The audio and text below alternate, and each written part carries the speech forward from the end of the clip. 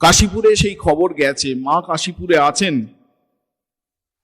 ঠাকুর রাত্রির বেলা মাকে বলছেন, দেখেছো কি অন্যায় করলে, জগদম্বার জন্য এনে এখানেই সবকিছু দিয়ে গেলে, এখানেই মানে আমাকে আর কি সবকিছু দিয়ে গেলে।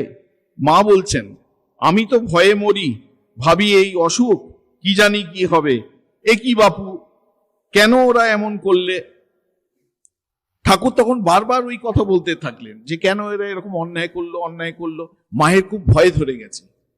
রাত্রির বেলায় ঠাকুর বলছেন মাকে, বলছেন যে দেখো, তুমি একদম ভয় পেও না, এরপর ঘর ঘর আমার পূজা হবে, একেই সবাই মানবে, তুমি কিচ্ছু ভেবো না। এই সুতরাং এই যে ঠাকুর সেবা, ঠাকুরের সেবা পূজা, ঠাকুর স্বয়ং এটি করে গেছে।